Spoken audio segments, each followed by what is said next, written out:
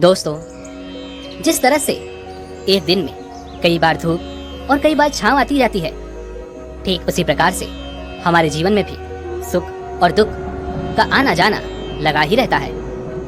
लेकिन हमारा ध्यान केवल दुखों पर होता है और हमें ऐसा प्रतीत होता है कि हमारे जीवन में केवल दुख ही है। लेकिन अगर वास्तविकता देखी जाए तो हमें यह पता चलेगा कि वास्तविक तौर पर हमारे जीवन में केवल एक ही दुख है। लेकिन वो कौन सा दुख है जिसके कारण हम हमेशा दुखी रहते हैं, परेशान रहते हैं, चिंतित रहते हैं? वो एकमात्र दुख क्या है? चलिए इसे आज की बहुत कहानी के माध्यम से समझते हैं और ये भी जानने का प्रयास करते हैं कि आखिर उसका समाधान क्या है और अपने दुख को नियंत्रित करने के लिए हम क्या कर सकते हैं। बहुत समय पहले की बात है, एक छोटा सा राज्य था। उस राज्य में एक व्यापारी रहता था जो बहुत अमीर था, जिसके पास किसी चीज की कोई कमी नहीं थी। उसके पास वो सारी सुख सुविधाएं थी जो वह चाहता था। उसका एक पुत्र भी था जो अब युवा हो चुका था। उस व्यापारी के पुत्र ने अब तक अपने जीवन में कोई दुख नहीं देखा था। जो भी वह चाहता था वो व्यापारी उसे सब कुछ लाकर दे देता था, जिस कारण उसने अपने जीवन में किसी प्रकार के दुख का अनुभव अब तक नहीं किया था। उस व्यापारी के पुत्र के कई सारे मित्र भी थे। उसके पास अथाह संपत्ति थी, धन दौलत की उसके पास कोई कमी नहीं थी। लेकिन एक दिन अचानक वह व्यापारी बीमार पड़ गया और देखते ही देखते उसकी बीमारी ने उस पर पूरी तरह से पकड़ बना ली थी। वह व्यापारी अपने जीवन की आखिरी सांसें गिन रहा था। अब उस व्यापारी को यह प्रतीत होने लगा था कि अब वह नहीं बच पाएगा, उसका अंतिम समय आ चुका है। इसलिए उसने अपने पुत्र को अपने पास बुलाया और उसे कहा, बेटा, तुमने आज तक केवल सुख ही देखा है। तुम्हें जो कुछ चाहिए था वो मैंने सब कुछ तुम्हें ला कर दिया, इसलिए तुमने आज तक दुख का अनुभव नहीं किया। दुख क्या होता है ये तुम्हें पता तक नहीं, और इसी बात की चिंता मुझे खाए जा रही है कि जब तुम्हारे पर दुखों के बादल मंडराएंगे तो तुम सह नहीं पाओगे। इसलिए आज मैंने तुम्हें यहाँ पर बुलाया है। मैं बस आखिरी समय पर तुमसे यह कहना चाहता हूँ कि तुम सावधान रहना। मेरी मृत्यु के बाद तुम्हारे अपने ही तुम्हारे दुखों का कारण बन जाएंगे। इतना कहकर वह व्यापारी मृत्यु को प्राप्त हो गया। उस व्यापारी का पुत्र अपने पिता की मृत्यु पर बहुत दुखी था, वह रो रहा था। तभी उसके पास उसका एक मित्र आया और वह उसे समझाते हुए कहता है, मित्र, तुम रो क्यों रहे हो? तुम्हारा पिता ही मरा है, लेकिन तुम्हारे पास तो अब भी ये सारी धन दौलत है, ये सारी संपदा है, ये सारी संपत्ति तुम्हारी ही तो है। अब तो तुम उन चीजों का भी आनंद ले सकते हो जिनका आनंद तुम अपने पिता के रहते नहीं ले पाए। अपने मित्र की यह बात सुनकर वो बड़ा प्रसन्न हुआ और उसे भी इस बात का एहसास हो चुका था कि उसके पास अथाह संपत्ति है, धन है, दौलत है, जिसकी मदद से वह अपना जीवन खुशी खुशी बिता सकता है। लेकिन इसी धन संपदा के कारण वह अब बुरी आदतों का शिकार भी हो चुका था। वह वैश्यालय जाने लगा था। उसे हर प्रकार का नशा करने की आदत लग चुकी थी। जहां उसका मन करता वो वहां चला जाता। जब भी उसका मन करता वो किसी को भी अपने घर बुला लेता, फिर चाहे दिन हो या रात। जो भी उसका मन करता वो खरीद लेता, क्योंकि उसके पास अथाह संपत्ति थी। और तो और उसके पिता का सारा व्यापार भी अब उसी के हाथों में था और अब वो बहुत खुश था। वो अपने जीवन को अपनी मर्जी के हिसाब से जी रहा था। एक दिन उसके मन में ख्याल आया कि पिता ने मुझे बेवजह ही डरा दिया कि लोग मेरा फायदा उठाएंगे, मेरे दुश्मन बन जाएंगे, मेरे दुखों का कारण बन जाएंगे। लेकिन अब तो मैं और भी मजे से जी रहा हूँ। मेरे सुख के दिन तो अब आए हैं। मैं आज तक जो नहीं कर पाया था वो सब करने में अब मैं सक्षम हूँ। यह सब सोचकर उसकी खुशी का कोई ठिकाना नहीं था। वो बहुत खुश था। तभी एक दिन उस राज्य में एक बहुत बड़ा मंदिर का निर्माण हो रहा था और उस मंदिर के निर्माण के समय पर एक घोषणा करवाई गई कि जो भी इस मंदिर के लिए सबसे अधिक दान देगा उसका नाम उस मंदिर के एक पत्थर पर स्वर्ण अक्षरों में लिखा जाएगा। जब उसके मित्र ने यह बात सुनी तो वह दौड़ा दौड़ा उसके पास आया और उसे सारी बात बता दी। तब उस व्यापारी के पुत्र ने यह तय किया कि वो मंदिर को सबसे बड़ा दान देगा और उसने ऐसा ही किया। और साथ ही यह भी निश्चित हो गया कि उसका नाम उस मंदिर के एक पत्थर पर स्वर्ण अक्षरों में लिखा जाएगा। लेकिन जब वह दान देकर वापस घर की ओर लौट रहा था तो रास्ते में उसे एक साधु मिले जो भोजन की याचना कर रहे थे। इस पर वह घमंडी व्यापारी का पुत्र कहता है, तुम जैसे लोग केवल 2 वक्त की रोटी के लिए हमेशा चिल्लाते रहते हो। पता नहीं तुम लोग कहां से आ जाते हो, और भगवान तुम लोगों को पैदा ही क्यों करता है। तुम लोग गंदगी हो, तुम लोग दुख हो, तुम्हें जीने का कोई हक नहीं। केवल अपना पेट भरने के लिए, 2 वक्त की रोटी के लिए तुम किसी के सामने भी झुक जाते हो। यदि झुकना ही है तो उस ईश्वर के सामने झुको, शायद वह तुम्हारी गलतियों को माफ कर दे और तुम्हें एक अच्छा जीवन प्रदान करे। हो सकता है वह तुम्हें भोजन भी दे दे। वो लड़का उन साधु को खरी खोटी सुनाकर वहां से चला गया। धीरे धीरे उस लड़के के पास उसके मित्रों, सहयोगियों और रिश्तेदारों की संख्या बढ़ने लगी। अब हर कोई उससे बिना पूछे कोई काम नहीं करता था। हर चीज में उसी से पूछा जाता था, जिस कारण उस लड़के को लगने लगा था कि अब मेरे बिना कोई काम नहीं हो सकता। जो भी हूँ मैं ही हूँ। जिस कारण उस लड़के का अहंकार अब 7वें आसमान पर था। सभी लोगों ने उसका मन जीत लिया था। सब लोग उसके विश्वास पात्र बन चुके थे। उस लड़के के पास अपार धन था, जिस कारण सब उससे जुड़े हुए थे। लेकिन यह बात उस लड़के को समझ नहीं आ रही थी।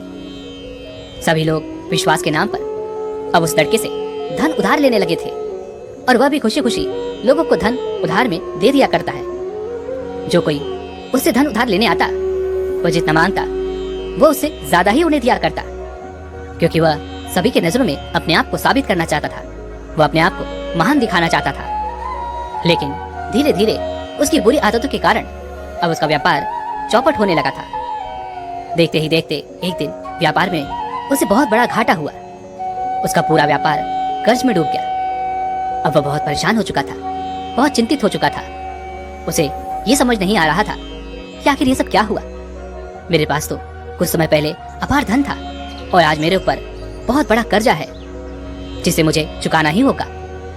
तभी उसे वो उधार दिया हुआ धन याद आया, जो उसने अपने मित्रों और सहयोगियों को दिया था, अपने रिश्तेदारों को दिया था।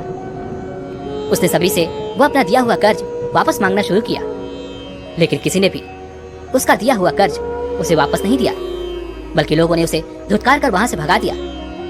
वह एक एक करके सभी के पास गया, लेकिन किसी ने उसकी कोई मदद नहीं की। देखते ही देखते उसका सब कुछ बिक गया। अब उसके पास कुछ न था। वह सड़क पर आ चुका था। तभी वह यह सोचने लगा कि अपने सुख के दिनों में मैं यह नहीं जान पाया कि मैं अपने शत्रुओं से घिरा हुआ हूँ। मेरे पिताजी सही कहते थे कि मेरे अपने ही मेरे दुखों का कारण बनेंगे। पिताजी, आपका धन्यवाद, लेकिन मैं आपकी बातों को समझ नहीं पाया। और आज देखिए क्या हो गया। वह सारा दिन यहाँ से वहां भटकता रहा और सोचता रहा कि अब आगे क्या होगा। वह कैसे खाएगा, कहाँ रहेगा और कैसे सोएगा। उसे अपने पिता की याद सता रही थी। वह उन्हें याद कर करके रो रहा था।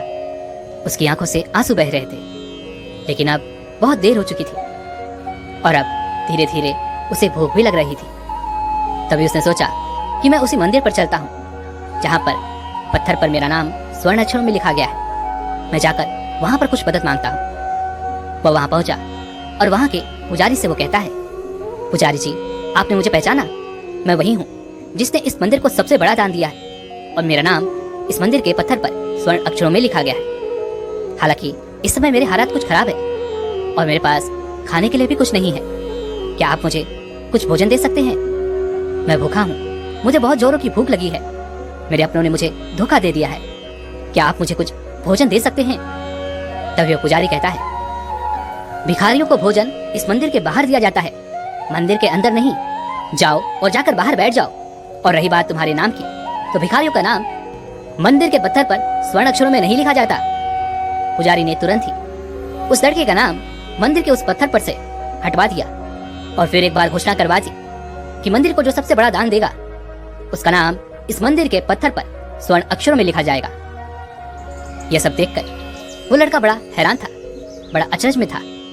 वह मन ही मन रो रहा था और सोच रहा था कि ये जीवन कितना दुखदाई है। ये जीवन बहुत छोटा है। अब मैंने जान लिया कि पत्थर पर लिखा हुआ नाम भी मिटाया जा सकता है, और यदि पत्थर पर लिखा हुआ नाम मिटाया जा सकता है तो इस जीवन का क्या मोल। ये जीवन भी कभी भी समाप्त हो सकता है।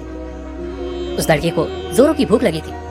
वो मंदिर के बाहर जाकर एक कोने में बैठ गया। लोग आते रहे और भिखारी को कुछ न कुछ दान देते रहे, लेकिन वह लड़का, उसकी हिम्मत ही नहीं हो रही थी कि वह भीख मांग सके। और ना ही वो उन भिखारियों में बैठना चाहता था। देखते ही देखते दोपहर से रात का समय हो चुका था, लेकिन अब तक उसे कुछ भी ना मिला था। लेकिन उसकी भूख बढ़ती चली जा रही थी और उसे जोरों की भूख लगी थी। पहली बार उसने अपनी भूख को जाना था, अपने पेट की इस आग के बारे में जाना था। और इस भूख के कारण वो इतना परेशान हो चुका था कि उसने तय किया कि वो मंदिर से ही कुछ चुरा लेगा और उसे खाकर अपना पेट भर लेगा।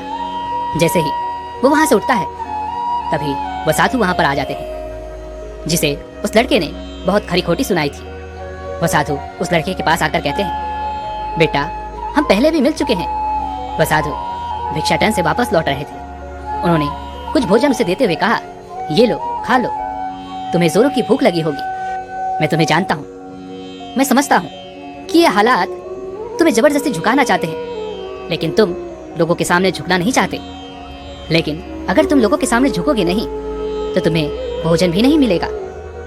आज तो मैंने तुम्हें भोजन दे दिया है जिससे तुम्हारी भूख मिट जाएगी, लेकिन ये भूख रोज लगेगी। ये पेट की आग कभी नहीं मिटती। ये एक ऐसी बीमारी है जिसका कोई इलाज नहीं। भूख से बड़ी बीमारी इस दुनिया में कोई है ही नहीं। इस पर वह लड़का उन साधु से कहता है, जब मेरे पास धन था, दौलत थी, अथाह संपत्ति थी, तो मेरे पीछे मेरे मित्रों की, सहयोगियों की, रिश्तेदारों की कतार लगी रहती थी। सभी लोग मेरे शुभचिंतक थे, लेकिन मेरे ऊपर दुख आते ही वो सब पलट गए। वो सब अब मेरे शत्रु बन चुके हैं। लेकिन तुम, जिसे मैंने इतनी खरी खोटी सुनाई थी, वही मेरे दुख में मेरा सहयोगी बना है। तुम मेरे इस दुख में मेरे पहले मित्र हो, मेरे पहले रिश्तेदार हो, जिसने मुझ पर दया की है।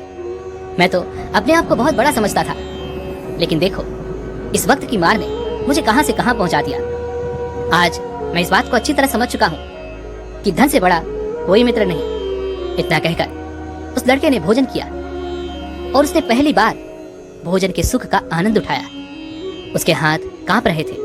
वो जल्दी जल्दी उस भोजन को समाप्त करना चाहता था, जल्दी जल्दी उसे चबा लेना चाहता था, और उसकी आंखों से झरझर आंसू भी बह रहे थे। उसे ऐसा प्रतीत हो रहा था मानो आज से पहले ऐसा लजीज भोजन उसने आज तक न किया हो। भोजन करते वक्त जो अनुभव से प्राप्त हुआ, ऐसा अनुभव उसे आज तक नहीं मिला था।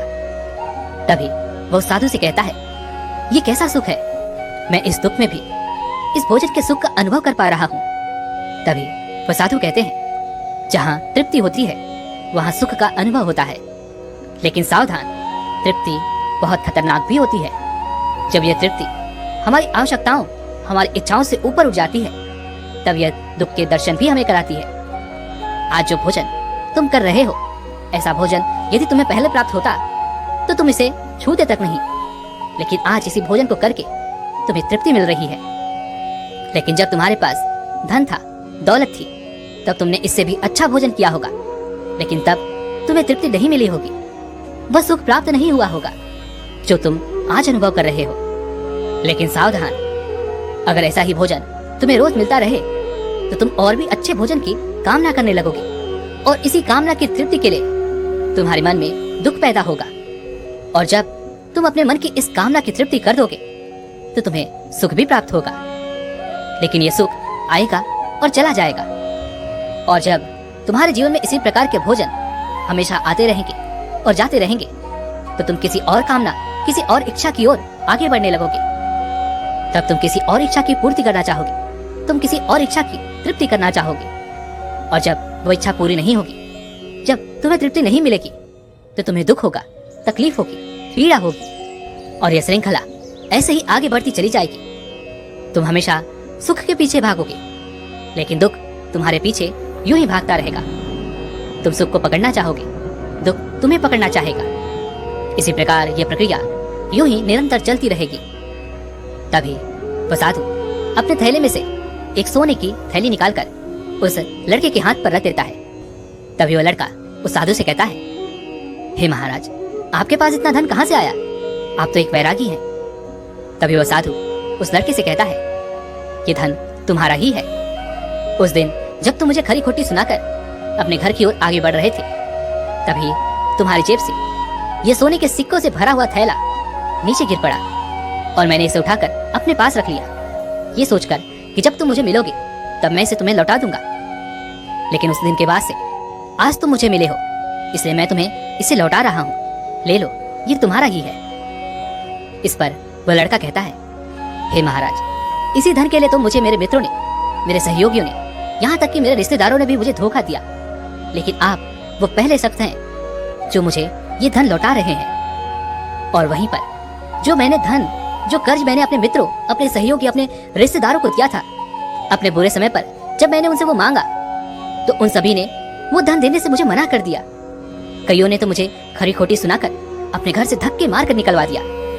लेकिन आप महाराज वो पहले शख्स हैं जिन्होंने मेरे इस बुरे समय पर मेरा साथ दिया है, मेरा धन मुझे वापस लौटाया है। मैं आपकी सहायता के लिए आपका आभारी हूँ। मैं इस धन से अपना व्यापार फिर से शुरू करूंगा और उस व्यापार को नई ऊंचाइयों तक ले जाऊंगा। तभी वो साधु उस लड़के से कहते हैं, हमें कोई दुख नहीं देता, बल्कि दुख के कारण तो हम स्वयं ही होते हैं। हम स्वयं ही खुद को धोखा देते हैं। सुख में हम भ्रमित रहते हैं, हमें ये पता नहीं चलता कि हम सही कर रहे हैं या गलत। और इसी प्रकार हम एक माया जाल में फंसते चले जाते हैं, क्योंकि सुख में हम अपनी आंखें बंद करके बस उस सुख का आनंद लेते हैं और हम किसी चीज की तरफ ध्यान नहीं देना चाहते। हम नहीं जानना चाहते कि जीवन मीठा है तो कड़वा भी है, सच है तो झूठा भी है। सुख में हम केवल अपने अहंकार को बढ़ावा देते हैं। तभी इस पर वह लड़का कहता है, आप ठीक कहते हैं। जब मेरे पास धन दौलत थी अथवा संपत्ति थी, तब मैं अंधा हो चुका था। मैं किसी चीज पर ध्यान नहीं देता था। मैंने उसे अपने इन दोनों हाथों से लुटाया है और आज जब वह मेरे पास नहीं है, तब मुझे उसके जाने का एहसास हो रहा है। और अब जबकि मैं इन दुखों से जूझ रहा हूँ, तब जाकर मेरी आंखें खुली हैं। तभी मैं ये भी जान पाया कि कौन मेरे साथ है और कौन मेरे खिलाफ। और ये जो ज्ञान दुख द्वारा मुझे प्राप्त हुआ है, ये ज्ञान मैं हमेशा अपने साथ रखूंगा। अपने सुख में भी अब से अपनी आंखें खुली रखूंगा। दोस्तों, मानव शरीर में बहुत ऊर्जा है, बहुत शक्ति है, पर हम उन्हें बेकार की चीजों में यूं ही व्यर्थ कर देते हैं, बेकार के कामों में लगा देते हैं, जिससे हमारा पूरा जीवन यूं ही व्यर्थ हो जाता है। हम में से अधिकांश लोग हमेशा अपने आप को कोसते होंगे, उस ऊपर वाले को यह दोष देते होंगे कि आखिर मैं इतना दुखी क्यों हूँ। और हमें से अधिकांश लोगों के मन में ये सवाल तो उठता ही होगा, और इसका जवाब बड़ा सीधा और सरल है, क्योंकि वो परमात्मा चाहता है कि हम उस दुख का अनुभव करें। वो परमात्मा हमें उस परम दुख तक ले जाना चाहते हैं, जहां पर हमें यह पता चल सके कि इंसानी आत्मा का असली दुख क्या है। और वह दुख है अपने आप को ना पहचान पाना, अपनी शक्तियों को ना पहचान पाना, अपने आप को ना जान पाना, अपने आप को इकट्ठा ना कर पाना, अपने आप को नियंत्रित न कर पाना। हमारे जीवन में केवल एकमात्र यही दुख है, क्योंकि हम अपने आप पर कभी ध्यान नहीं देते, अपने आप को एकत्रित करने का कभी प्रयास तक नहीं करते। लेकिन इस दुख को ना देखकर हम बाकी के इधर उधर के दुख को देखकर हमेशा चिंतित रहते हैं, परेशान रहते हैं और अपना पूरा ध्यान उन्हीं दुखों पर लगाए रहते हैं। लेकिन जो वास्तविक दुख है, इस पर हमारा ध्यान कभी जाता ही नहीं। लेकिन वास्तविकता तो यही है कि जब भी हमारे जीवन में कोई दुख आता है, तो हमारा ध्यान खुद पर होना चाहिए कि आखिर मैं दुखी क्यों हूँ, मैं क्या हूँ, मैं क्यों हूँ। और जब ये एकमात्र दुख आपके जीवन में आपको नजर आने लगता है, तब आप ध्यान की तरफ आगे बढ़ने लगते हैं। आप अपने आप को खोजने की तरफ आगे बढ़ने लगते हैं, और तब आपके सामने कोई भी समस्या बड़ी नहीं रह जाती। आप किसी भी बड़ी से बड़ी समस्या का समाधान सरलतापूर्वक कर सकते हैं। इसलिए खुद को जानिए, खुद को पहचानिए, क्योंकि जो शक्ति, जो क्षमता आपके भीतर है, वो किसी और के पास नहीं है। आप उस परम शक्ति का एक रूप हैं। आप अपनी शक्ति को पहचानिए, जानिए आप कौन हैं, क्या हैं।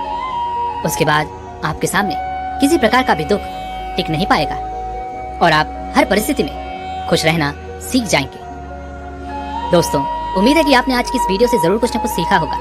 तो इस वीडियो को लाइक और अपने दोस्तों के साथ शेयर करना ना भूलें, और हमें ऐसे ही सपोर्ट करने के लिए चैनल को सब्सक्राइब और घंटी बटन को जरूर दबा दें। तो चलिए मिलते हैं इसी एक और वीडियो में। तब तक के लिए अपना ख्याल रखें। धन्यवाद।